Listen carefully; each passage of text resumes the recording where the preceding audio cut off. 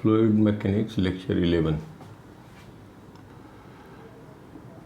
इसमें हम surface energy की बात करेंगे। Surface energy and surface tension. Surface tension को टी या सिग्मा से डिनोट करते हैं। तो इसको स्टार्ट करने के पहले एक पॉइंट हम बता दें कि कोहेसिव फोर्स क्या होता है बेटा। Cohesive force of attraction between molecule of same substance. Force of attraction between molecule of same substance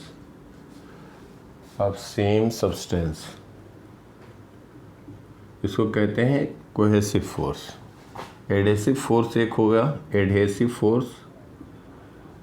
force इसको कहेंगे force of attraction between molecule of different substance.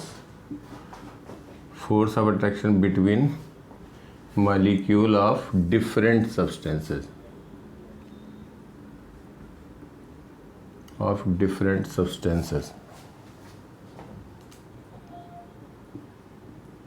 Different substance. जैसे अगर किसी ग्लास बीकर ग्लास का है, उसमें अगर हमने रख दिया वाटर, तो वाटर और ग्लास पार्टिकल के बीच जो फोर्स ऑफ अट्रैक्शन होगा उसको हम कहेंगे एडहेसिव फोर्स। कोहेसिव फोर्स कहेंगे वाटर मॉलिक्यूल के बीच का जो फोर्स होगा, या ग्लास मॉलिक्यूल के बीच जो फोर्स ऑफ अट्रैक्शन होगा उसको कोहेसिव कहेंगे। तो force of attraction between molecule of same substance that is cohesive. Adhesive कहेंगे डिफरेंट, दो मॉलिक्यूल के बीच force of attraction different substance के बीच होगा तो उसको एडहेसिव फोर्स कहेंगे। तो ये एक बेसिक है। अब हम बात करेंगे सरफेस एनर्जी। देखो बेटा, तो सरफेस एनर्जी क्या होता है?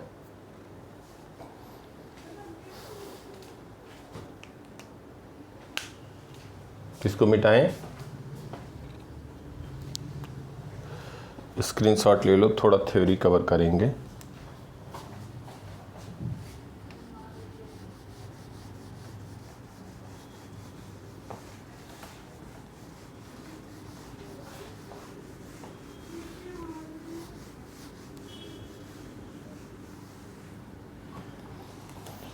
जैसे देखो, कोई भी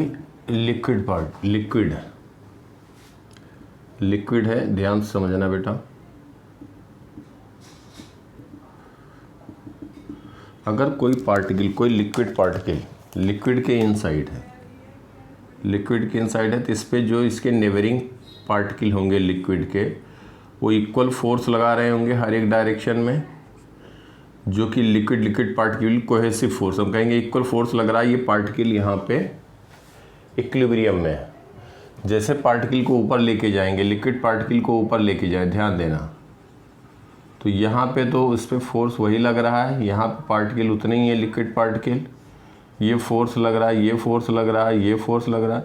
अब इधर फोर्सेस कुछ कम हो जाएंगे। क्यों कम हो जाएंगे? क्योंकि इधर लिक्विड पार्टिकल कम है, इसको और ऊपर पार्टिकल को लेके जाना है। ध्यान देना बात को बेटा, लिक्विड पार्टिकल को अगर हम सरफेस पे लेके जा रहे हैं तो इधर एयर पार्टिकल और इनके बीच का फोर्स बहुत कम होगा। तो जो लिक्विड पार्टिकल के बीच फोर्स था वो देखो ये इस तरीके से एक्ट करने लग गया। तो हम कहेंगे कि इस पे जो लिक्विड पार्टिकल को इसके इनसाइड से कहीं सरफेस तक ले जाने में, अब इधर बेटा नेट फोर्स तो इस पे डाउनवर्ड लग गया, एफ नेट, और हॉरिजॉन्टल डायरेक्शन में फोर्स लग रहा है। बात समझ पा रहे हैं बेटा? अब इसको अगर हम इसके सरफेस तक ले जाएंगे तो हमें वर्क करना पड़ेगा। क्यों वर्क करना पड़ेगा? यहाँ अभी नेट फोर्स 0 है, इसको कोई भी स्पीड देंगे तो यहाँ पे स्लोली यहाँ पहुँच जाएगा, क्योंकि इस पर भी इक्वल फोर्स नेट फोर्स 0 है। लेकिन जैसे ही सरफेस के पास ले जाएंगे तो ये फोर्स कम हो रहे हैं वर्टिकल डायरेक्शन के, और जब इसको हमें एकदम सरफेस पे ले जाना है तो इधर फोर्स नहीं लग रहा है, फोर्स इस पर नेट फोर्स डाउनवर्ड लग रहा है, तो उसके अपोजिट हमें वर्क करना पड़ेगा। तो जो work done by external agent होगा, that will stored in the form of surface energy. बेटा समझ में आ रही बात? Work done by external agent to bring liquid particle या मॉलिक्यूल कहें, molecule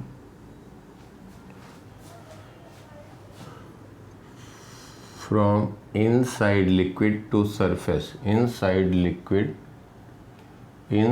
liquid to surface is known as surface energy. Surface energy के फॉर्म में स्टोर्ड हो जाएगी। ये बात समझ में आई बेटा सबको? बोलो, ये बात समझ में आ रहा है जो बेटा यहाँ से एक्सप्लेन किया? अभिषेक, सोमिल, भावुक, दिव्यम, सब लोग बोलो। अंजलि, जानवी, हेलो। मैं क्या कह रहा हूँ कि जैसे ये लिक्विड सरफेस हमने बनाया, लिक्विड सरफेस बनाया तो इसके अंदर कोई पार्टिकल है, इसके अंदर लिक्विड के अंदर कोई पार्टिकल है, ध्यान समझो। सोमेल, तो इस लिक्विड पार्टिकल पे जो भी यहाँ पे वाटर है मान लो, तो water molecule equal and opposite force हर एक डायरेक्ट इस पे फोर्स लगा रहे होंगे, दैट इज कोहेसिव फोर्स। ये लग रहा होगा, ये समझ में आ रहा है अभिषेक? नेट फोर्स इस पे क्या हुआ? 0। जब इसको हम सरफेस पे लेके जाएंगे, सरफेस पे लेके जा रहे हैं, यहाँ पे इसके पास में लिक्विड पार्टिकल को थोड़ा बड़ा बना रहे हैं, ले गए, तो यहाँ पे अब देखो वाटर पार्टिकल पे जो फोर्स लग रहा होगा, ये तो वाटर पार्टिकल अभी भी उतना ही लग रहा है। वर्टिकल में थोड़ा लिक्विड पार्टिकल कम हो गए तो ये फोर्सेस भी कम हो जाएगा मैग्नीट्यूड का। समझ पा रहे हो बात को? बोलो। लिक्विड पार्टिकल यहाँ कम होंगे बेटा, इसके सराउंडिंग में यहाँ पे इक्वल, हर एक डायरेक्शन में इक्वल वाटर मॉलिक्यूल थे, तो सब इस कोई एक हमने मॉलिक्यूल लिया, उस पर इक्वल एंड अपोजिट फोर्स लगा रहे हैं। अब यहाँ पे वाटर मॉलिक्यूल कम हो गए तो इधर फोर्स कम लग रहा होगा कंपेयर टू जो इधर लग रहा है और डायरेक्शन में। ये नहीं समझ पा रहे हो अभिषेक? अब अगर हम इसको कह दें कि यहाँ पे लेके गए, सरफेस पे लेके गए, तो इसका मतलब इधर तो वाटर मॉलिक्यूल है ही नहीं ऊपर, तो इस पे वाटर मॉलिक्यूल जहाँ जहाँ वही फोर्स लग रहा होगा। देखो इस पे नेट फोर्स किधर हो गया? हॉरिजॉन्टल में कैंसिल हो गया, नेट फोर्स डाउनवर्ड आया ना। इसका मतलब इसको सरफेस तक ले जाने में हमें वर्क करना पड़ेगा, अपने आप तो जाएगा नहीं। तो जो लिक्विड पार्टिकल को इनसाइड लिक्विड से सरफेस तक ले जाने में वर्क करना पड़ा, तो that is basically it is stored in the form of surface energy. तो इसका जो सरफेस लिक्विड का होगा वो स्ट्रेच फॉर्म में होगा। ये समझ में आई बात? देखो किसी को कहीं डाउट है तो बताओ। भाव, हर्षित, ऋत्विक, बोलो बेटा, समझ में आ रही बात यहां तक?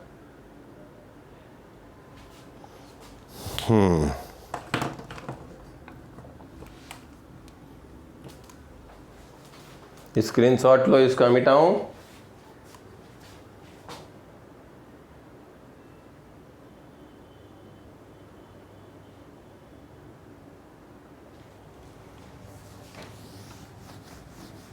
ये हुआ सरफेस एनर्जी बेसिकली, कि सरफेस में एनर्जी के फॉर्म में स्टोर्ड हो जाएगा और वो भी वर्क करना पड़ेगा पार्टिकल को सरफेस तक ले जाने में, तो वो स्ट्रेच फॉर्म में हो गया, तो दैट इज सरफेस एनर्जी। ठीक है। अब नेक्स्ट देखो सरफेस टेंशन। सरफेस टेंशन क्या होगा? अब इसी को देखो, जो इस वेजल के अंदर अगर हम कह दें कोई लिक्विड है, ध्यान समझो बेटा, समझते चलो, कहीं डाउट हो तुरंत पूछना। इसके अंदर अगर ये लिक्विड हम कह दें सरफेस है और यहाँ से इसको ऑब्जर्व कर रहे हैं, ये लिक्विड है, किसी भी वेजल में प्लेस्ड है, तो जो ये सरफेस होगा इसका टॉप व्यू ऐसे स्फेरिकल दिखेगा। टॉप व्यू इसका टॉप व्यू ऐसे दिखेगा और ये लिक्विड पार्टिकल यहाँ पे इस सरफेस पे लिक्विड पार्टिकल होंगे। अब एक बात देखो, जैसा हमने बताया कि जो लिक्विड पार्टिकल और ये जो ग्लास हम ले लें, वेजल ग्लास का है, तो इस पर फोर्स लग रहा होगा, इस पर फोर्स लग रहा होगा, एडेसिव फोर्स। तो जो पार्टिकल यहाँ पे उस पर एडेसिव फोर्स लग रहा होगा इस डायरेक्शन में, लिक्विड पार्टिकल और जो भी वेजल पे मॉलिक्यूल है उनके बीच फोर्स ऑफ अट्रैक्शन होगा, दैट इज एडेसिव फोर्स। ये समझ में आ रही बात बेटा सबको?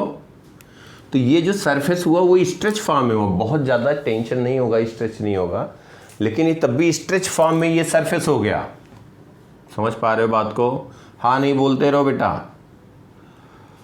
ये इस पे ये समझ पा रहे हो क्या कह रहे हैं कि जो इसका टॉप व्यू होगा वो एक स्फेरिकल ऐसे सरफेस दिखेगा हमें, और जो सरफेस पे पार्टिकल होंगे, जो भी लिक्विड पार्टिकल हैं, वो ग्लास मॉलिक्यूल से अट्रैक्ट हो रहे होंगे, एडेसिव फोर्स। एडेसिव फोर्स के कारण ये ऐसे ऐसे फोर्स लग रहा होगा, this is adhesive force, adhesive force.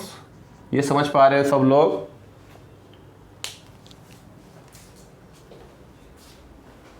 तो एडेसिव फोर्स के कारण इस पे फोर्स लग रहा होगा, तो स्ट्रेच फॉर्म में होगा।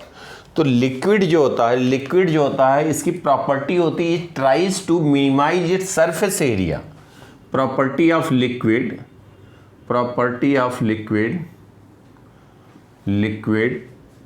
Due to which it tries to minimize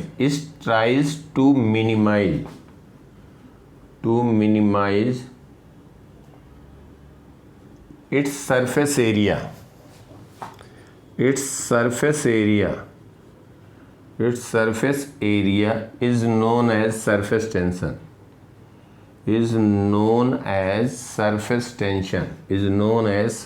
tension.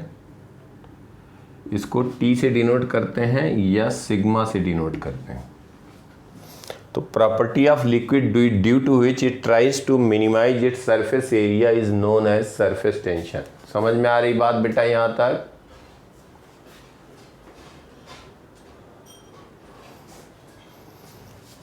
Property of liquid due to which it tries to minimise its surface area is known as surface tension. समझ में आ गई बात बेटा? बोलते रहो थोड़ा बहुत बेटा।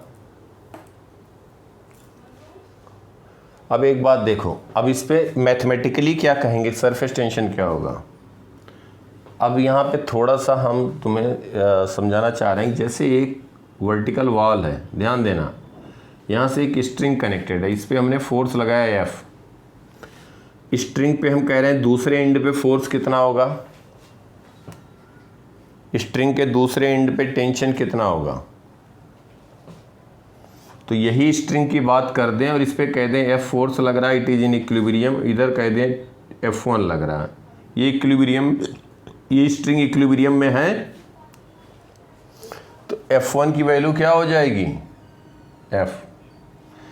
अगर हम कहें कि नेट फोर्स, ध्यान देना हमारी बात को, अगर हम कहें किसी पॉइंट P पे नेट फोर्स कितना होगा स्ट्रिंग में जिस पे फोर्स F लग रहा है, तो नेट फोर्स पॉइंट P पे क्या कहोगे, नेट फोर्स जीरो कहोगे। लेकिन P पॉइंट पे टेंशन क्या कहोगे, F। हाँ, अगर P पॉइंट पे net force at P point, ये हम थोड़ा सा बता दें, net force at P that will be zero.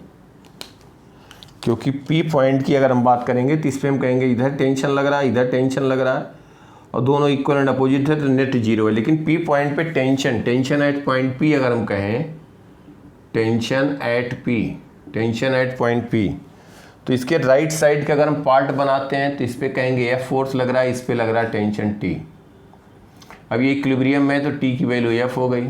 तो P पॉइंट पे टेंशन, इस स्ट्रिंग की बात करेंगे तो लेफ्ट वर्ड लग रहा है। लेकिन अगर ये राइट साइड की स्ट्रिंग की बात करें P पॉइंट पे, तो इस पे कह दें टेंशन T डैश।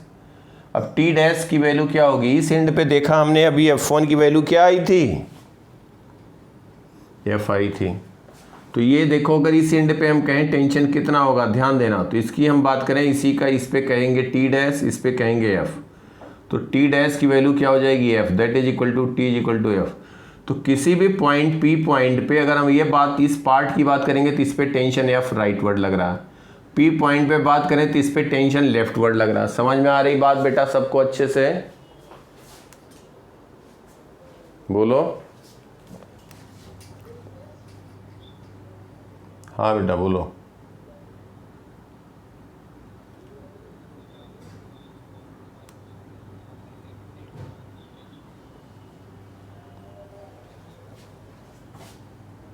अरे बेटा ये जो टॉप व्यू है इसका सरफेस दिखेगा, ये लिक्विड पार्टिकल है, तो लिक्विड पार्टिकल और ग्लास के बीच जो फोर्स होता है उसको एडेसिव फोर्स कहते हैं। तो ये जो फोर्स हुआ, लिक्विड पार्टिकल मॉलिक्यूल यहाँ है और ये ग्लास मॉलिक्यूल ये है, तो इनके बीच फोर्स होगा, इनके बीच फोर्स ऑफ अट्रैक्शन होगा। तो ये जो सरफेस है वो एक स्ट्रेच फॉर्म में हो जाएगा। जैसे वाटर रखा हुआ, वाटर रखा है ग्लास के वेसल में, तो ग्लास के कांटेक्ट में जो मॉलिक्यूल होंगे वाटर, उनके बीच का डिस्टेंस कम है, तो ग्लास मॉलिक्यूल वाटर मॉलिक्यूल को अपनी तरफ अट्रैक्ट करेगा। तो जब भी किसी दो मॉलिक्यूल के बीच डिफरेंट सब्सटेंसेस के बीच जो फोर्स ऑफ अट्रैक्शन होगा उसको एडेसिव फोर्स कहते हैं, और वाटर के बीच जो फोर्स होगा उसको कोहेसिव कहेंगे। तो ये स्ट्रेच नहीं होगा, स्ट्रेच फॉर्म में होगा, लेकिन ये लिक्विड प्रॉपर्टी अपना ट्राई करेगा कि एरिया मिनिमाइज कर दे। It will try to minimise its area, that is known as surface tension. अब मैथमेटिकली वही बताना चाह रहे हैं, समझ गए बात? नहीं समझ पाए बेटा? समझ में आया या नहीं? सही से बताओ। अगर हम कहें कि जो, हाँ आ गया तो ठीक, स्क्रीनशॉट लो बेटा, स्क्रीनशॉट लो। तो ये जो टेंशन की बात अब हम करने जा रहे हैं, स्क्रीनशॉट लो बेटा। लिया?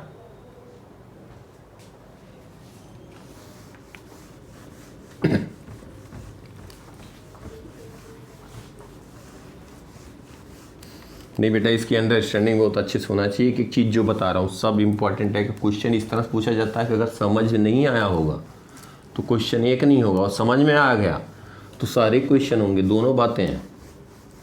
इसके जो हम बता रहे हैं 16 नंबर की, यार अभी 2020 में एडवांस में 16 नंबर क्वेश्चन आया, 4 क्वेश्चन आए, 3 पिछली बार आए, 3 अब की आए, तो 12-16 ऐसे करके। तो इसलिए मैं इतना टाइम दे रहा हूँ, कहीं से कुछ बचे ना, एकदम एक एक लाइन की बात। अब क्वेश्चन क्या दिखाऊँ, भी कहोगे कि यही सब आता है सर, तो इसलिए हम अभी मतलब बाद में रहा टाइम तो दे दूंगा, दिखा दूंगा, मतलब क्वेश्चन ऐसे दूंगा, तुम लोग खुद ही करोगे, कहोगे यही सब पूछते हैं एडवांस में। मैं बात बता रहा हूँ, तो 12-16 नंबर कितना मायने रखता है समझ सकते हो। तो इसलिए एक एक चीज़ समझ के समझना ज़रूरी है, बहुत अंडरस्टैंडिंग तगड़ी होनी चाहिए। तो कुछ नहीं मुश्किल है, बहुत आसान हो जाता है और मज़ा लगाने लग जाता है सब्जेक्ट में। जो सच्चाई है, पढ़ने में मज़ा आता है, इंजॉय करके पढ़ते हैं।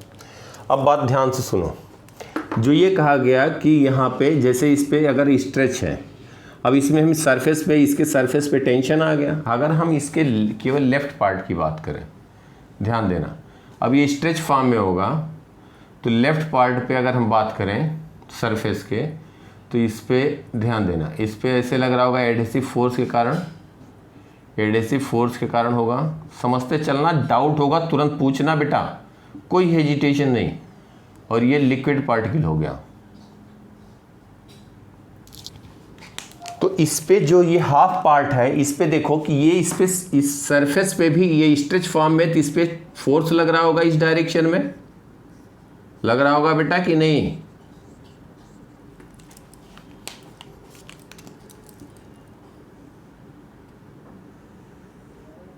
नहीं समझ पा रहे हो क्यों लग रहा होगा? स्ट्रेच अगर है, जैसे हम कह दें कि स्ट्रेच है, तो हम कोई भी एक लाइन किधर भी ड्रा करें तो हम कहेंगे कि इस पे भी फोर्स लग रहा होगा, और इस पे बात करें तो इस पे फोर्स इधर लग रहा होगा, लेफ्टवर्ड डायरेक्शन में लग रहा होगा।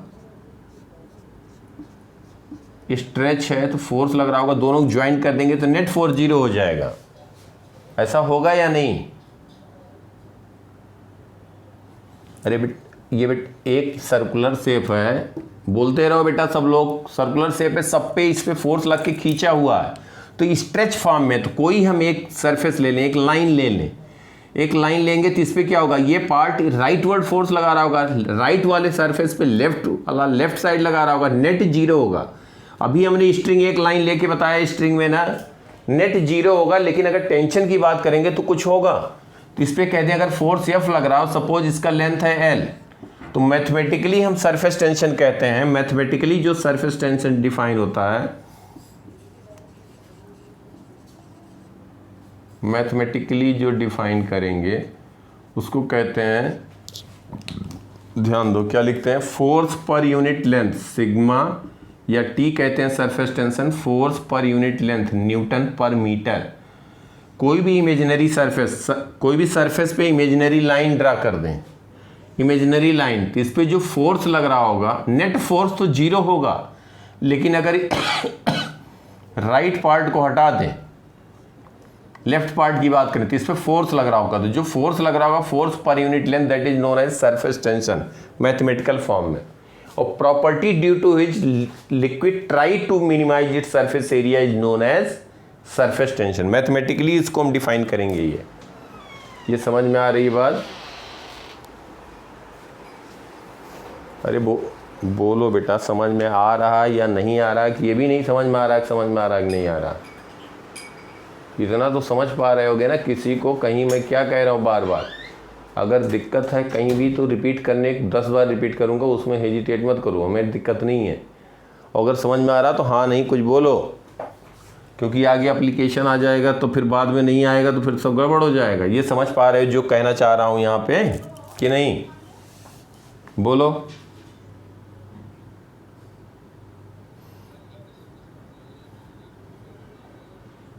क्या एक ही सरफेस पे बेटा?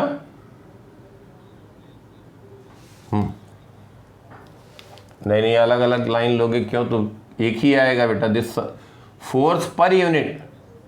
हाँ भाई, force per unit, force per unit length. देखो अभी मार रहे हैं, सब पे आ रहे हैं। फोर्स पर यूनिट यहाँ पे ले लो, तो इस पे फोर्स भी कम लगेगा, लेंथ भी कम हुआ ना बेटा। फोर्स की वैल्यू कम हो गई इस लाइन पे, तो लेंथ भी कम हो गया। फोर्स पर यूनिट लेंथ जो होगा that will remain same, that will depends on liquid जो लिक्विड्स होगा उसकी प्रॉपर्टी पे डिपेंड करेगा। अगर वाटर है तो वाटर के लिए सरफेस टेंशन सेम रहेगा, मरकरी है उसके लिए सेम रहेगा। अब बोलो क्या कह रहे हो, बोलो। 100 मिल समझ में आई बात बेटा?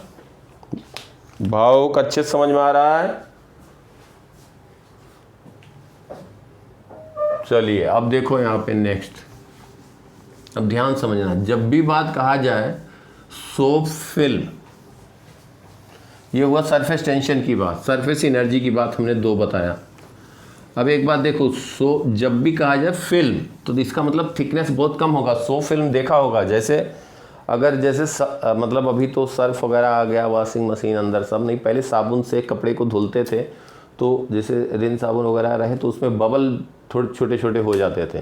तो जो बबल होते थे उसका थिकनेस इमेजिन कर सकते हो कितना कम होता है, तो उसको सोप बबल कहेंगे। जब भी फिल्म की बात होगी तो thickness will be very small. तो जब भी फिल्म कहा जाए सोप फिल्म या सोप बबल, इसका मतलब हो गया कि बाहर एयर है और उस बबल के अंदर भी एयर है। समझ पा रहे हो बेटा? और जब वाटर ड्रॉप कहा जाए तो वाटर के बाहर एयर है, अंदर वाटर है केवल। समझ गए यहां तक की बात? अब देखो जैसे हम कहें कि एक हम यहाँ पे ले रहे हैं एल शेप, यू शेप का एक वायर ले लिया, ध्यान समझना, और इस पे एक मूवेबल कंडक्टर ले लिया। जहाँ नहीं समझ में आएगा मैं बार बार कह रहा हूँ, तुरंत पूछना, बाद में बहुत मज़ा आने लग जाएगा, और नहीं समझ में आया तो बाद में बहुत दिक्कत हो जाएगी। दोनों बातें हम बार बार रिपीट कर रहे हैं। तो ये बताओ कि अगर ऐसे हमने ले लिया, या हम कहें ऐसे हमने एक यू शेप का एक मूवेबल वायर ले लिया, बहुत लाइट, इसको ये एरिया कम है, बहुत कम दिखाएंगे तो दिखेगा नहीं तुम्हें, तो ये एरिया कम है एक्चुअल में। तो जब इसको हम क्या करें, सोप सोल्यूशन में डिप करके, कभी कभी मेले वगैरह में देखे होंगे को ऐसे एक डिप करके फूंकते हैं तो बबल निकलता है कि नहीं निकलता है, ऐसा होता है, देखा होगा। तो अगर इसको हम यहाँ पे डिप करके सोप सोल्यूशन में बाहर निकालें तो क्या बन जाएगा, एक फिल्म बन जाएगी, इस पर सोप फिल्म बन जाएगी। ये समझ पा रहे हो बेटा सब लोग? सोप फिल्म बन जाएगी। और देखोगे जब सोप फिल्म बनेगी तो उसके, अब हम अगर ऐसे रख दें इसको, तो उधर भी एयर है इसके बैक साइड पे और इधर भी एयर है कि नहीं? और इसका सरफेस टेंशन, सोप फिल्म का सरफेस टेंशन कहें टी है। If surface tension of soap film, surface tension of soap film of so film is sigma कहें या टी कहें, टी कह देते हैं, कोई बात नहीं। तो टी अगर हम कह रहे हैं, अब बेटा ध्यान से देखो, तो इसका लेंथ अगर हमने एल ले लिया, suppose this length is L, जो स्लाइडिंग वायर है, तो इसके बेटा एक, अब जैसे ये वायर है,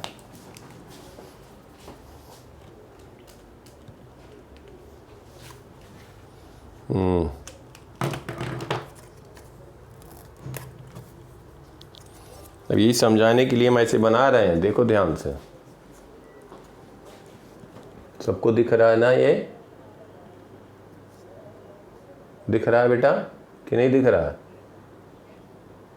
तो जैसे ये फिल्म है, वायर है, तो इस पे जो फिल्म होगा, फिल्म का थिकनेस बहुत कम होगा, लेकिन अब इस पे देखो, फिल्म इस साइड से भी ऐसे होगा, एक साइड से, समझ पा रहे हो बात को, इस साइड से भी सोप फिल्म ऐसे होगा, और इसके दूसरे साइड से भी ऐसे होगा, वायर पे होगा कि नहीं होगा?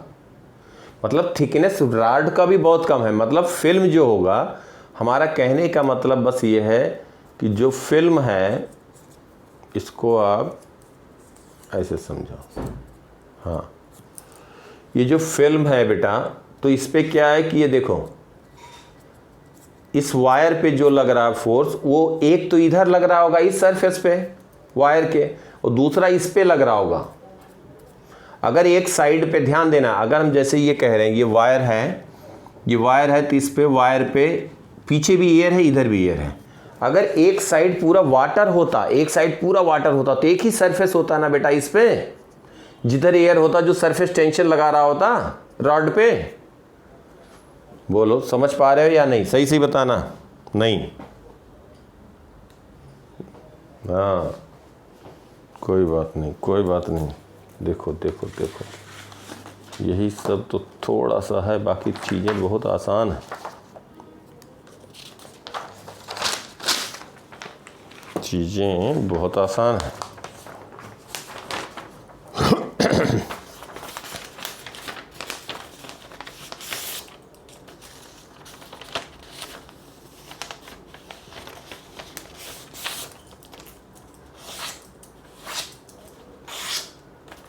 हम ये कह रहे हैं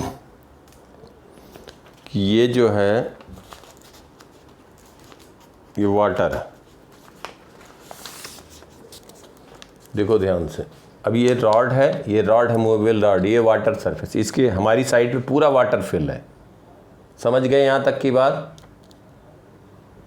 हमारी तरफ वाटर फिल है और इधर एयर है, तो इस पर फोर्स सरफेस टेंशन जो होगा टी, वो ये सरफेस अपना एरिया मिनिमाइज करने की कोशिश कर रहा है कि नहीं कर रहा है? इसको खींचेगा इधर, तो इस पे सरफेस टेंशन अगर टी है और इसका लेंथ है एल, ये जो यहाँ पे हम वायर दिखा रहे हैं, इसका लेंथ है एल, तो कितना फोर्स लगाएगा इस पे? इधर टी इंटू एल लगाएगा ना। इधर पूरा वाटर है। अब मान लो यहाँ वाटर पूरा नहीं है, ध्यान समझना बात को, वाटर नहीं है, फिल्म है, फिल्म। समझ गए बात? तो इधर इस सरफेस पे कितना लगाएगा फोर्स? इस सरफेस पे कितना लगाएगा? टीएल। समझ में आ रहा? सोमेल, भावक, दिव्यम, अंजलि, समझ में आ रही बात? ये पूरा तो दो सरफेस हो गए, तो टीएल इस पे लग रहा है और इधर भी सरफेस टेंशन के कारण फोर्स लगेगा। टीएल कितना हो गया? 2TL हो गया। समझ गए बात? बस खत्म बात, बस इतना ही समझना था। तो यहाँ पे ये सरफेस टेंशन सो फिल्म की बात कर रहे हैं। अगर दूसरे साइड पे वाटर होता तो टीएल केवल होता, लेकिन यहाँ सो फिल्म है, दो सरफेस हैं। अब देखो, अब ये हम दिखाने के लिए बता रहे हैं कि एक सरफेस पे इधर लग रहा है, ये फोर्स लग रहा है, और दूसरे सरफेस पे हम छोटा दिखा रहे हैं, दूसरे सरफेस के बैक साइड पे इधर लग रहा है।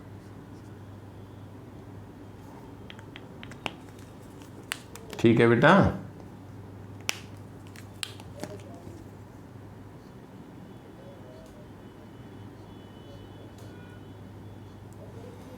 तो तो इस पर हम कह देंगे सरफेस टेंशन T है, तो इस पर जो फोर्स लग रहा है वो T into L plus T into L due to surface tension, ये फोर्स लग रहा है लेफ्टवर्ड।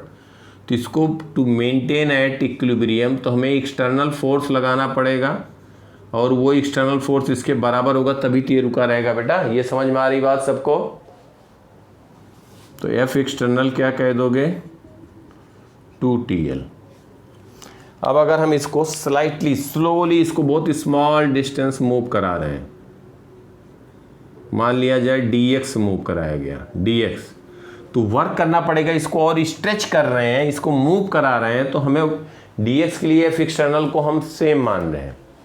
अगर इसको स्लाइटली डिस्प्लेस कर रहे हैं राइटवर्ड तो हमें वर्क करना पड़ेगा। वर्क करना पड़ेगा तो that will increase its surface energy. जब यहाँ से हम रिलीज करेंगे तो तेजी से लेफ्टवर्ड चला जाएगा। इसको स्ट्रेच कर रहे हैं तो वर्क हमें करना पड़ रहा है। वर्क किया, जब छोड़ेंगे तो वापस चला जाएगा। इसका मतलब जो वर्क किया वो एनर्जी कहाँ गई? फिल्म के सरफेस में गई। कहाँ गई? फिल्म का सरफेस ही तो स्ट्रेच हो गया, तो इसको कहेंगे surface energy. It is stored in the form of surface energy. तो dW work done by external agent is equal to increase in its surface energy, du is increase in its surface energy, increase in its surface energy, in its surface energy, dw is equal to du। क्या लिखोगे बेटा इसको? 2TL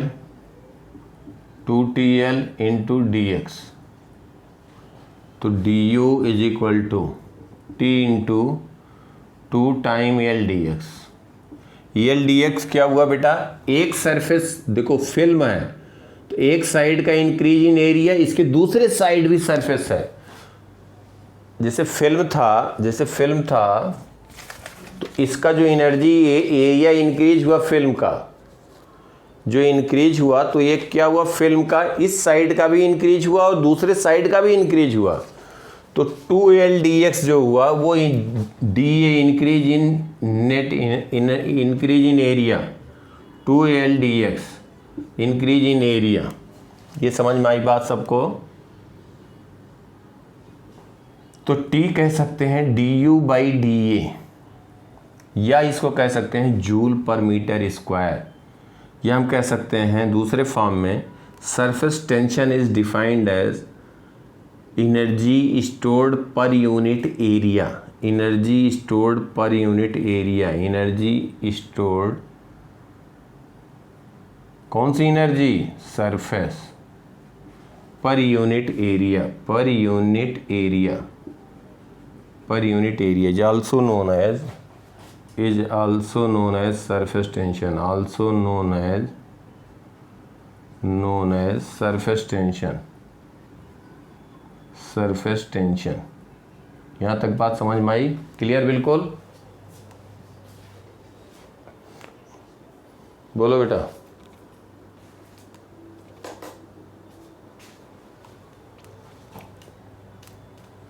मिटाओ इसको जल्दी से।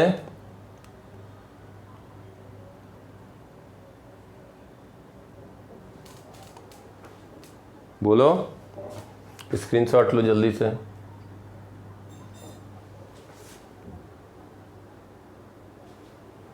मिटाओ बेटा। अब एक बात बताओ, ये कि लिक्विड ड्रॉप है, उसको हम स्मॉल एन आइडेंटिकल ड्रॉप में ब्रेक कर दें अगर, तो हमें वर्क करना पड़ेगा कि अपने आप ब्रेक हो जाएगा? वर्क करना पड़ेगा। क्यों वर्क करना पड़ेगा? वो वर्क जो करेंगे वो कहाँ जाएगा? सरफेस एनर्जी में इंक्रीज कर जाए, क्योंकि एरिया इंक्रीज कर गया। बिल्कुल सही बात है, गुड। देखो ध्यान से लिखो, work done in breaking a liquid drop. अब लिखते चलो बेटा, बस work done in breaking liquid drop, breaking liquid drop लिखो, work done in breaking a liquid drop, work done in breaking liquid drop, ये लिक्विड ड्रॉप, ध्यान दो, एक लिक्विड ड्रॉप है, कुछ ज़्यादा बड़ा बना रहे हैं जिससे दिखाई दे, इसका रेडियस आर है, सरफेस टेंशन टी है, इसको एन आइडेंटिकल ड्रॉप, तो n identical water drop water में जाएगा, सरफेस टेंशन विल रिमेन से, आइडेंटिकल ड्रॉप में ब्रेक किया गया तो वर्क डन पूछा गया, फाइंड वर्क डन, तो जो वर्क करेंगे that will increase its area, तो इसका मतलब जो भी ये मास है वाटर से वाटर ड्रॉप में जा रहा है तो इसको हम कह सकते हैं 4/3 pi r cube, mass conserve करें या वॉल्यूम, क्योंकि वाटर से वाटर है तो डेंसिटी सेम रहेगा, एन इंटू रेडियस कर दें 4/3 pi small r cube into rho, density same है, 4/3 पाई कैंसिल हो गया तो आर की वैल्यू हो गई आर अपॉन एन की पावर 1/3, स्मॉल आर आ गया, समझ में आ गई बात बेटा। एन आइडेंटिकल ड्रॉप में ब्रेक किया, अब इसकी एनर्जी कितना एरिया इसका इंक्रीज करेगा, तो इंक्रीज इन एरिया, तो देखो n into 4 pi small r square minus 4 pi are square, ये एरिया इंक्रीज हुआ, ये एरिया ज़्यादा हो गया, इसका मतलब हमें वर्क करना पड़ेगा, into T, increase in area into T, that is work done, increase in area ये हो गया, अगर कहा जाए कि work done by external agent,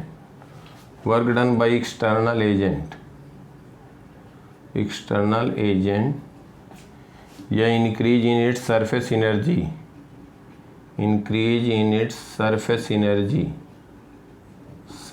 energy, तो ये हम कह देंगे n into 4 pi are square minus 4 pi are square into T, समझ में आ रही बात बेटा सबको, बोलो।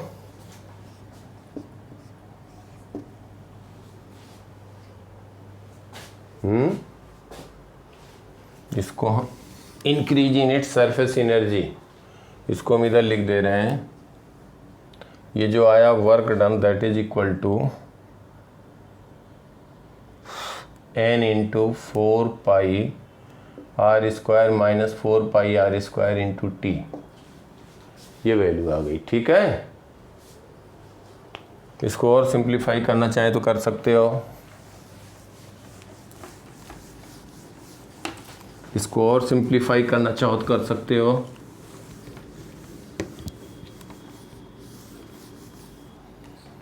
इसको लिख दोगे वर्क डन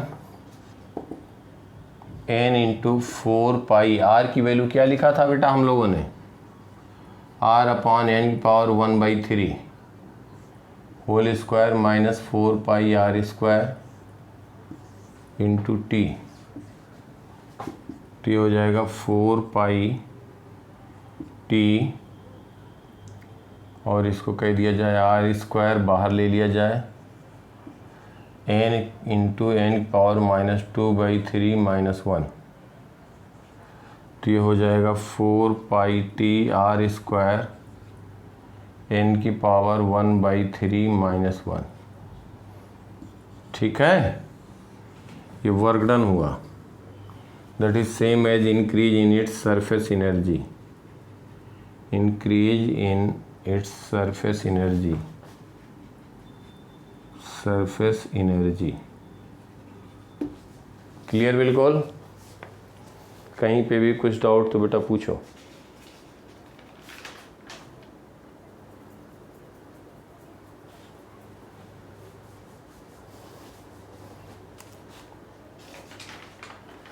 ठीक है,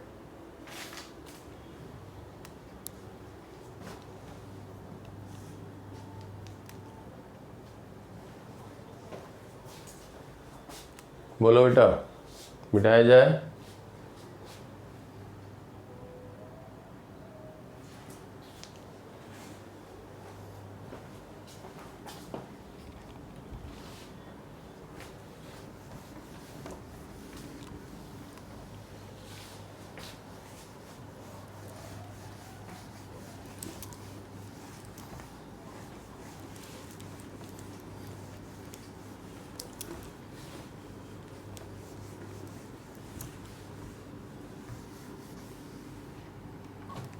देखो excess pressure inside water drop,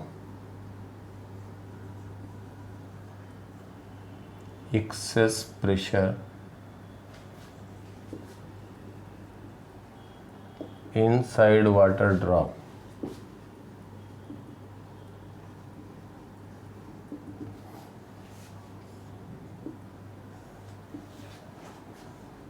excess pressure inside water drop. एक बात बताओ बेटा, जिसे हम थोड़ा लार्ज बना रहे हैं, वाटर ड्रॉप है, वाटर ड्रॉप है। मुझे एक बात बताओ कि सरफेस टेंशन है, तो सरफेस टेंशन के कारण क्या होगा, ये अपना एरिया मिनिमाइज करने की कोशिश करेगा ना, बोलो। सरफेस पे लग रहा होगा सरफेस टेंशन टेंजेंट डायरेक्शन में, अपना एरिया मिनिमाइज करने की कोशिश करेगा। अगर हम ये वाटर ड्रॉप हाफ पार्ट की बात करें, हाफ पार्ट की बात करें, तो इस सरफेस पे इधर सरफेस टेंशन लग रहा होगा, लग रहा होगा कि नहीं बेटा, बोलो। रेस्ट हाफ की बात करें तो इस पे सरफेस टेंशन इधर लग रहा होगा, और ये अपना एरिया मिनिमाइज करने की कोशिश करेगा। जब ज्वाइंट कर दिया हम लोगों ने, ज्वाइंट कर देंगे तो ये कैंसिल आउट होगा, अपना सरफेस एरिया मिनिमम करने की कोशिश करेगा। अब एक बात बताओ कि बाहर अगर एटमॉस्फेरिक प्रेशर है तो ये इसके अंदर प्रेशर ज़्यादा होगा वाटर ड्रॉप के या कम होगा, ज़्यादा होगा, क्योंकि ये अपना एरिया, अपना वॉल्यूम, एरिया जब मिनिमाइज करने की कोशिश कर रहा है तो वाटर ड्रॉप के लिए हम कह सकते हैं वॉल्यूम मिनिमाइज करने की कोशिश कर रहा है। तो मान लेते हैं कि जो इसके अंदर एक्स्ट्रा प्रेशर है PEX है, एक्सेस प्रेशर, बाहर से कितना प्रेशर ज़्यादा है, इसको हम मान लेते हैं कि ये स्मॉल रेडियस DR थिकनेस ये इंक्रीज किया, ध्यान देना, इसको हम कह दें DR, और इसका रेडियस मान लेते हैं R। तो ये जो इंक्रीज हुआ, work done by excess pressure हो जाएगा PEX, work done by excess pressure कितना होगा, P into increase in volume 4πr² into DR। ये जो शेडेड पार्ट दिखा रहे हैं बेटा, इसका वॉल्यूम क्या लिखोगे, 4πr² इंटू DR। ये समझ पा रहे हो कहाँ से आया, नहीं, जो इंक्रीज इन वॉल्यूम है 4/3πr plus DR³ minus 4/3πr³, 4/3π ले लो, ये A प्लस B³ क्या होता है, बोलो।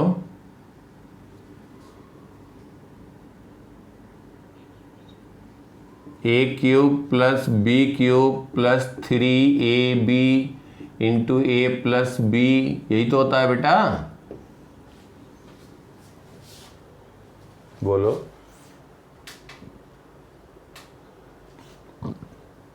ये हो गया। अब देखो, इसी को हम एक बार डिराइव करके बता दें, नहीं कहेंगे बार बार यहाँ कहाँ से लिख देते हैं। तो R³ कैंसिल हो गया, DR is very small tending toward 0, तो इसका क्यूब 0 हो जाएगा। इसको कहेंगे 3R² DR plus 3R DR whole square, जहाँ DR² है इसको भी 0 कर दिया, तो 4/3π 3R² DR, 3 कैंसिल हुआ, 4πr² DR, इसी को वॉल्यूम लिख सकते हो अप्रॉक्सीमेटली, इंक्रीज इन वॉल्यूम। समझ में आई बात बेटा ना, जो रेड पार्ट था, बोलो। P excess pressure into increase in volume is equal to, इसका एरिया कितना इंक्रीज हुआ, 4πr plus DR whole square minus 4πr², ये इंक्रीज इन एरिया हुआ वाटर ड्रॉप का, into surface tension, surface energy में change store हो गया, जो वर्क हुआ एक्सेस प्रेशर के कारण वही सरफेस एनर्जी में ये स्टोर हो गया। समझ में आई बात यहाँ तक। तो एक्सेस प्रेशर लिखेंगे 4πr² DR is equal to 4πr² plus DR whole square plus 2R DR minus R² into T, तो minus R² plus R² cancel out हो गया। यहाँ से कह देंगे P excess into 4 pi are square d r is equal to 8 pi r d r. 4 pi ये cancel हुआ, 2 से एक आर कैंसिल हुआ, आर कैंसिल हुआ, डी आर। तो एक्सेस प्रेशर कह देंगे टी। तो एक्सेस प्रेशर हो गया बेटा 2T/R। 2T/R कितना प्रेशर ज़्यादा है? 2T/R। तो अंदर अगर हम प्रेशर कहें, इसके अंदर pressure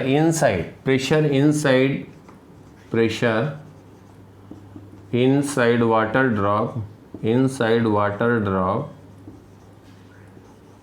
drop will be equal to P0 atmospheric plus 2T/R। P0 plus 2T/R। समझ में आ गई बात बेटा? P0 plus 2T/R। क्लियर?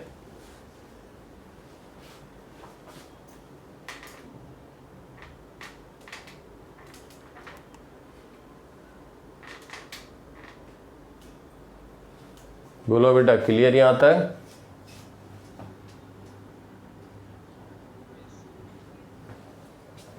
कहीं किसी को कुछ डाउट तो बोलो, कोई हेजिटेशन नहीं करना, पूछना है। तो ये एक्सेस प्रेशर आ गया। कितना प्रेशर ज़्यादा है? तो जब भी हम बात करेंगे, अब देखो इंटरेस्टिंग बात अभी आगे हम बता रहे हैं, मिटाएं इसको।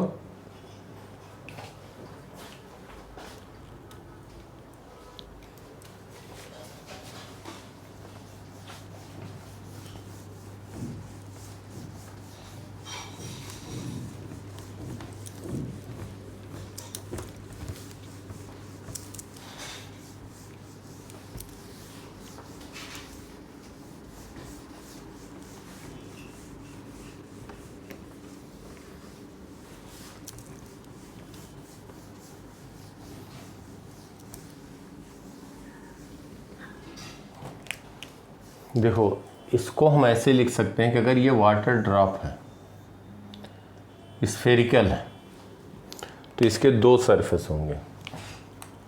देखना ध्यान से, जैसे वाटर ड्रॉप है तो इस पे ऐसे आप ड्रा किया करो। पहली बात तो जब हम यहाँ पे एटमॉस्फेरिक प्रेशर है, कॉन्वेक्स से कॉनकेव साइड जाए, कॉन्वेक्स टू कॉनकेव, तो प्रेशर विल इंक्रीज।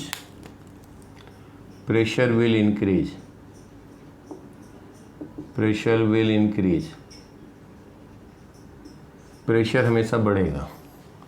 और कॉनकेव से टू कॉन्वेक्स जाएंगे तो प्रेशर विल डिक्रीज।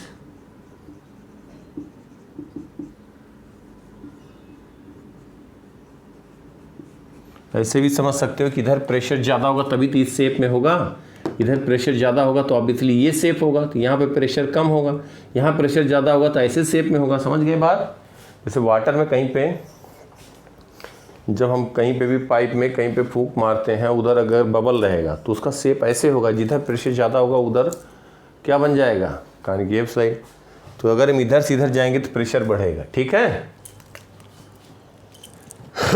तो इस पर अगर हमें लिखना है P इनसाइड या 1 पॉइंट पे प्रेशर कहें तो P0 या P एटमॉस्फेरिक प्लस 2T/R। अभी डिराइव किया ना, स्मॉल आर या कैपिटल आर कोई भी ले लो, स्मॉल आर। ये समझ में आई बात? अभी डिराइव किया। एक चीज़ और ध्यान दो, यहाँ पे ये जो T/R है, ये बहुत इंपॉर्टेंट चीज़ है, बताने जा रहा हूँ, बहुत ध्यान समझना। अब क्योंकि ये सब कहीं मैं देखा नहीं, अब क्या मैं कहूँ, तो ये सब लेकिन बहुत यूजफुल है। एक बेटा ऐसे सरफेस लो, ध्यान समझो हमारी बात को। ये हम कह रहे हैं ये स्फीयर का एक पार्ट है, इस पे एक हम ऐसे ड्रा कर रहे हैं, एक लाइन ऐसे ड्रा किए तो एक रेडियस ये हो गया R, स्फीयर होगा, और एक इसके परपेंडिकुलर ड्रा कर रहे हैं। स्फीयर का पार्ट है तो दोनों का रेडियस क्या होगा? है सेम होगा। देखो ध्यान से, एक हमने ब्लू से दिखाया, इसका रेडियस R है, और एक हम रेड से दिखा रहे हैं। इसी के परपेंडिकुलर, ये स्फीयर ही है, इसी के परपेंडिकुलर ले रहे हैं, तो इसका रेडियस क्या होगा? ये भी आर होगा। होगा कि नहीं होगा? तो ये वाटर ड्रॉप ही है, मैं उसी की बात कर रहा हूँ बेटा। तो इसको ऐसे लिख सकते हो, P not plus T 1/r plus 1/r for spherical drop,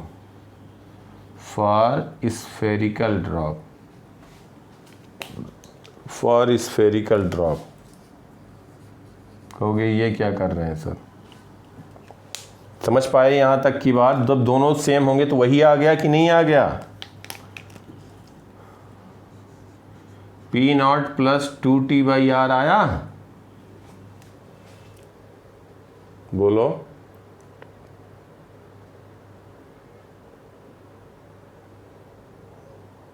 नहीं समझ पाए बेटा?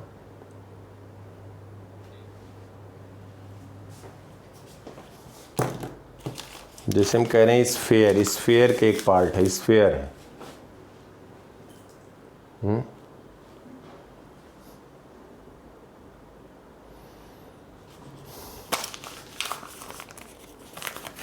एक हम स्फीयर का पार्ट ही कह रहे हैं बात, एक स्फीयर का हम पार्ट ले रहे हैं। तो इस पे हमने ऐसे ड्रा किया, एक आर आया, आर रेडियस होगा, और एक इसके परपेंडिकुलर ड्रा किया। तो अगर स्फीयर का कोई सरफेस है तो दोनों का रेडियस सेम होगा कि नहीं? बोलो। इधर से भी आर होगा, इधर से भी आर होगा। अगर स्फीयर से हमने एक सरफेस हटाया है, समझ पा रहे हो बात को? नहीं समझ पा रहे हो तो अभी भी बताओ, नहीं समझ पा रहे हो?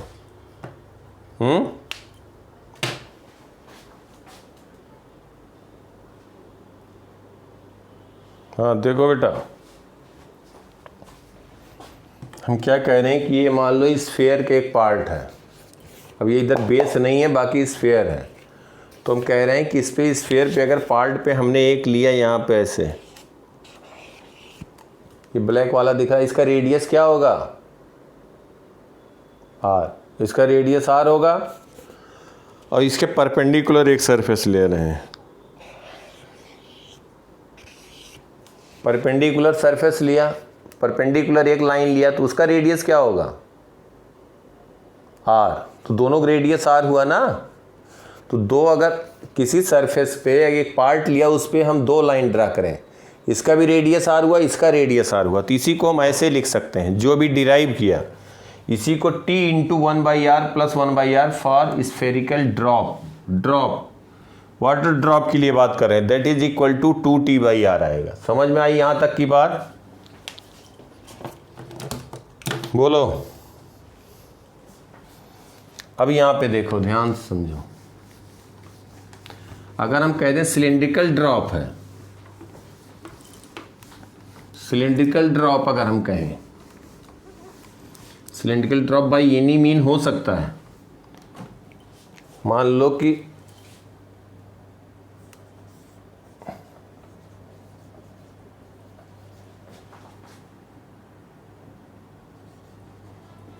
Cylindrical drop, surface tension T है, सिलिंड्रिकल ड्रॉप है, ध्यान देना, लॉन्ग सिलिंड्रिकल ड्रॉप की बात कर रहे हैं। अब यहाँ पे देखो, इसका रेडियस है आर, बाहर है एटमॉस्फेरिक प्रेशर। तो एक तो सरफेस ये हुआ, इसका रेडियस हुआ आर, और दूसरा जो सरफेस हुआ, वो सरफेस का रेडियस क्या होगा दूसरे सरफेस का? हैं? दूसरे के एच होगा। क्या यार, इतनी देर समझाने के बाद यही समझे हो? देखो इधर, देखो ध्यान से, ये सिलिंड्रिकल सरफेस, ये समझ में आ रहा है? यही तो होगा।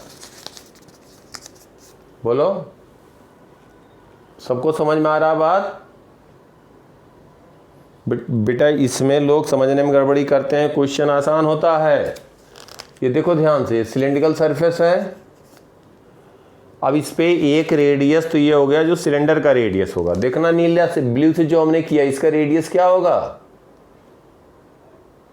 आर, और दूसरा हम रेड लाइन से दिखा रहे हैं, रेड पेन से। दूसरे का रेडियस बताना जरा, तो दूसरे का रेड वाले का रेडियस क्या होगा, बोलो सोमेल।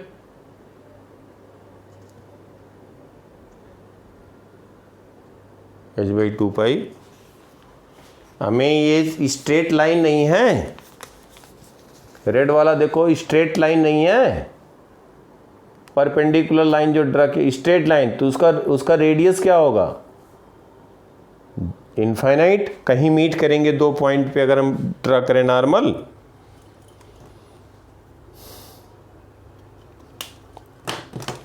देखो देखो देखो देखो देखो क्या होता है कि रेडियस का मतलब हो गया किसी पॉइंट पे नॉर्मल ड्रा करें और दूसरे पॉइंट पे नॉर्मल ड्रा करें, जहां मीट करेंगे वही तो रेडियस हुआ। जब हम ये लाइन ले लिए तो इस पे नॉर्मल कहीं मीट ही नहीं करेंगे तो रेडियस क्या होगा, इनफाइनाइट। अगर ये वाटर है, इसके अंदर वाटर है, तो इसके अंदर एक्सेस प्रेशर कितना कहोगे बताओ, surface tension is T, surface tension तो कहेंगे यहाँ P एक्सेस प्रेशर हम पहले कहें T इंटू 1/R। देखो यहाँ पे जा रहे हैं कॉन्वेक्स से कॉनकेव की तरफ जा रहे हैं तो 1/R प्लस दूसरे क्या हो गया, इनफाइनाइट। समझ में आई बात। फॉर सिलेंड्रिकल ड्रॉप की बात कर रहे हैं तो P एक्सेस कितना हो गया सिलेंड्रिकल सरफेस में, T/R हुआ। वाटर सरफेस में कितना हुआ, वाटर ड्रॉप में स्फेरिकल में 2T/R हुआ। अब इसके अंदर हम किसी पॉइंट पे प्रेशर कहते हैं तो P1 कहेंगे P0 plus P excess, cylindrical surface में P एटमॉस्फेरिक प्लस T/R आएगा। समझ में आई बात, बोलो बोलो बेटा, समझ में आया पक्का नहीं। सोमेल, अंजने, हर्षित, भावुक, बोलो बेटा। ऋत्विक, समझ में आया।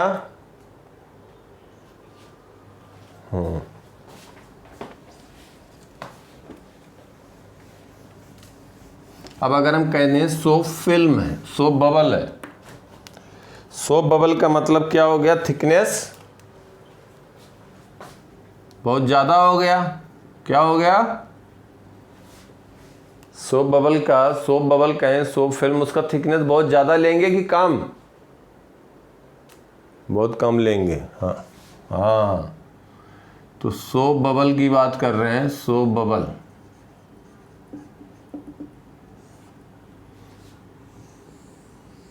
तो इसका थिकनेस बहुत कम होगा। अब दिखा तो हम रहे हैं लेकिन थिकनेस बहुत कम होगा। अब इधर भी एयर है, यहाँ भी एयर है, surface tension is T, surface tension. अब एक बात देखो, इसका एक्सेस प्रेशर कितना होगा, रेडियस इसका मतलब हम सेम ले सकते हैं, R ले सकते हैं। क्यों ले सकते हैं, dr is very small tending toward 0 since dr is approximately 0। समझ पा रहे हो बेटा। अब इसमें हम लिखना चाह रहे हैं, अब यहाँ पे हम कह रहे हैं एक्सेस प्रेशर कितना होगा, देखना। तो सोप फिल्म का थिकनेस बहुत कम है यार, ये दिखाने के लिए इतना बनाया, इतना थिकनेस थोड़ी होता है। अब एक बात देखो, अगर हम इसके अंदर का प्रेशर कहें, इसके अंदर चलो कोई पॉइंट ले लें, 1 पे प्रेशर लिखें, बाहर है P atmospheric pressure. P atmospheric से पहले सरफेस के अंदर गए, ध्यान देना यहाँ पे 2 पॉइंट कह दें, 2 पे प्रेशर बताओ सोमेल, 2 पे प्रेशर कितना होगा,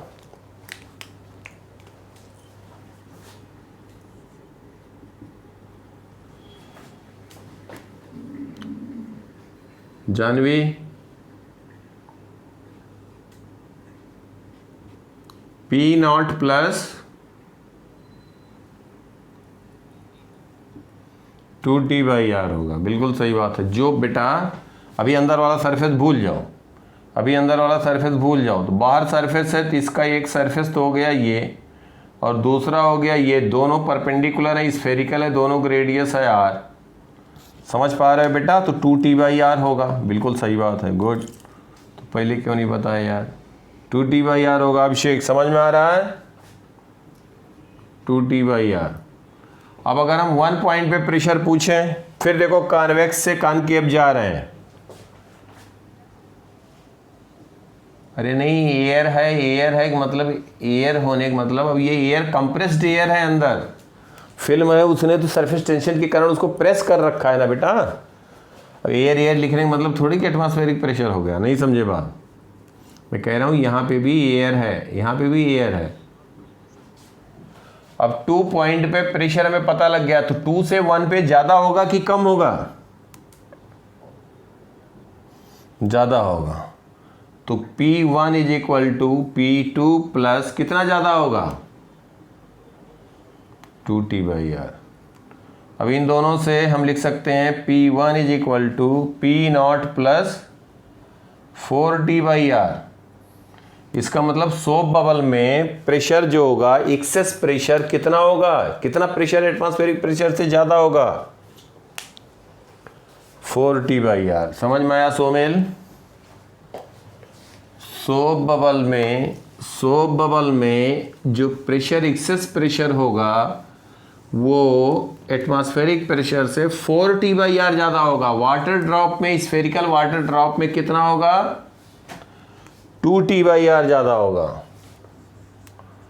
तो एक्सेस प्रेशर कहेंगे 4t/r, सॉरी स्मॉल r, कोई बात नहीं। देखो 4t/r, और बात वही फिर आ गई सोप बबल में, ध्यान देना। जो आर लिखा गया, एक आर ये लिखा गया, दूसरा आर ये लिया गया, इसके परपेंडिकुलर सिलेंड्रिकल अगर सोप बबल होगा तो ही कितना प्रेशर ज्यादा हो जाएगा बताओ?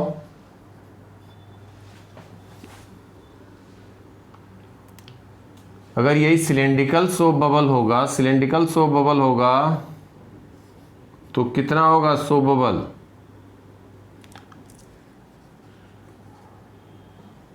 Soap surface.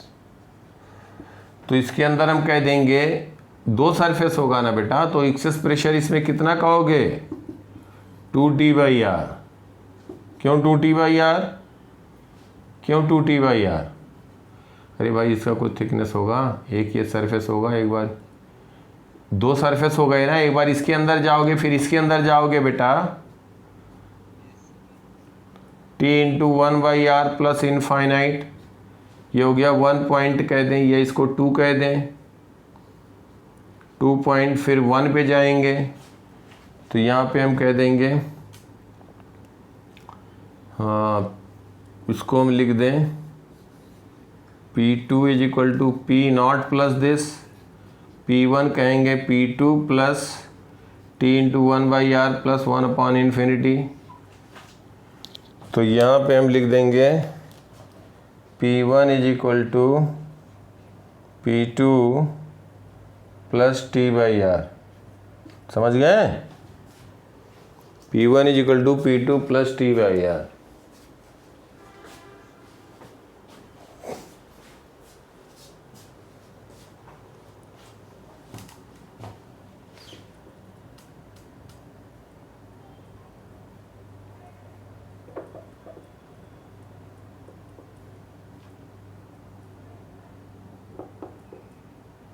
क्लियर बेटा यहाँ तक सबको?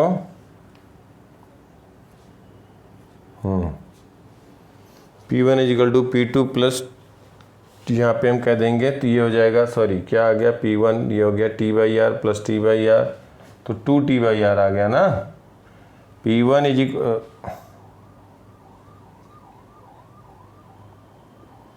हाँ जब हम यहाँ पे लिखेंगे 1 पॉइंट पे, तो P2 की वैल्यू ये रखोगे तो ये हो जाएगा P1 is equal to P0 plus 2t/r। ये समझ में आ गया लिखना है बेटा? कैसे एक्सेस प्रेशर लिखते हैं? मिटाएं इसको।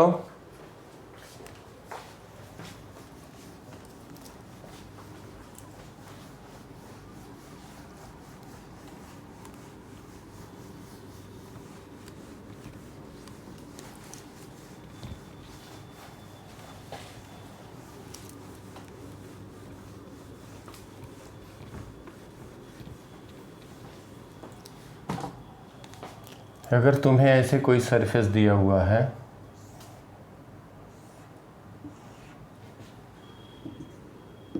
यह है R1, यह है R2 और ये कोई फिल्म है, सोप फिल्म। ये हम कह रहे हैं कि इसी के अंदर ये सोप फिल्म है, इस तरह से है, बाहर एटमॉस्फेरिक प्रेशर है, इसके जस्ट इनसाइड किसी पॉइंट 1 पे प्रेशर लिखना है। क्या लिखोगे? 100 मिल।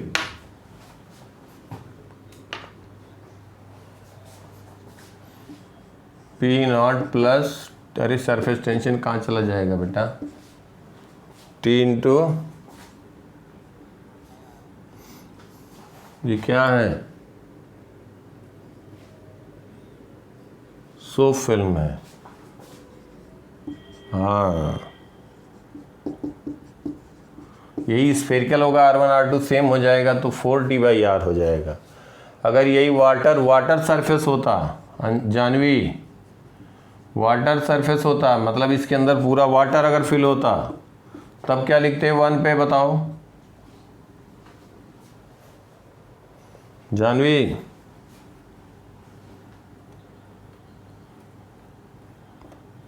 अभिषेक,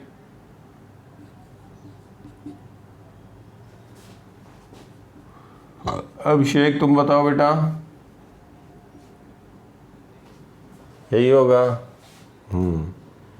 बिल्कुल सही, बिल्कुल सही। तो ये हमने बताया आज क्या, तुम्हें प्रेशर लिखना, सरफेस टेंशन लिखना। अब बातें आगे बहुत इंटरेस्टिंग हो जाएंगी। मेन जो समझाने वाला था मैं वीडियो भेज दूंगा, एक बार फिर से बैठ के नोट बनाना, इसलिए नोट नहीं बनाने दिया, अपने आप नोट बनाना, एक एक चीज़ समझना, सुनना, कैसे कैसे लिखा है। कोई डाउट हो कल की क्लास शुरू होने के पहले पूछ लेना, फिर आगे हम बढ़ेंगे। और ये बहुत इम्पोर्टेंट था, समझना एक एक चीज़ ज़रूरी है। उसके बाद खटाखट क्वेश्चन कुछ नहीं होता यार, इसमें समझना है थोड़ा सा, उतना सही से, मतलब अब बुक से रीडिंग मार के NCERT मतलब दिया तो सब फैक्ट है, सही है, लेकिन बच्चा समझ नहीं पाएगा, उसमें देखना कैसे लिखा है, क्या समझ पाएगा, तो वो वाली दिक्कत होती है। बाकी एक बार देखना, कर लेना, और फिर बाकी मिलते हैं अभी क्लास। ओके बेटा, bye, take care, see you next class, bye bye.